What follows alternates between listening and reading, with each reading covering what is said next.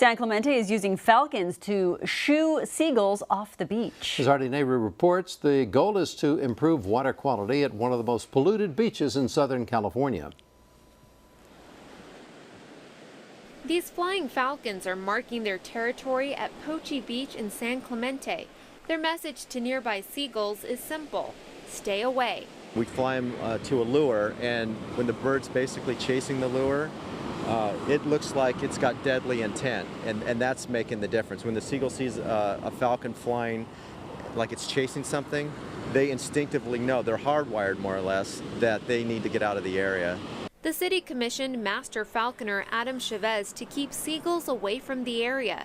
He's been releasing these birds of prey since the beginning of August. Every bird here has a specific purpose based on either the size of the bird or the type of bird. So, for example, this is a Barbary female. The larger falcons, the big females, are the ones that really put the terror into the seagulls when they fly because of their size.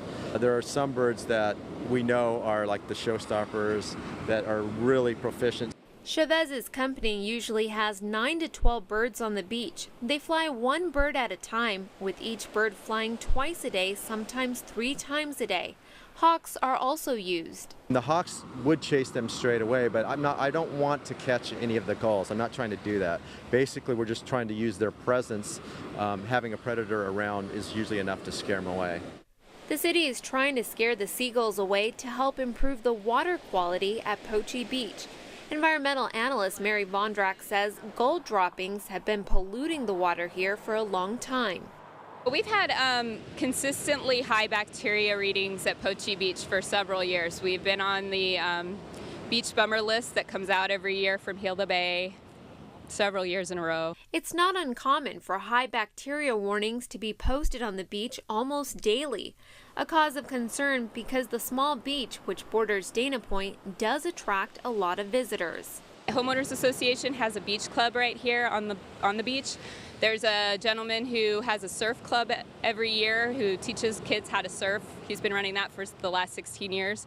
We have people that live right here. The seagulls are drawn to Poche Beach because of the freshwater pond here and a nearby landfill that provides them food.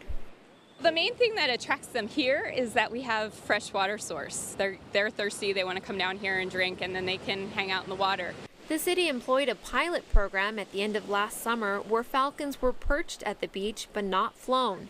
But with the birds taking to the sky this summer, the seagulls got the message. We're trying to basically keep all the seagulls off the beach and then about at least 150 yards out. And as you can see, there's nothing out there right now, and it's definitely working. The Falcon program costs about $20,000 for 2 months.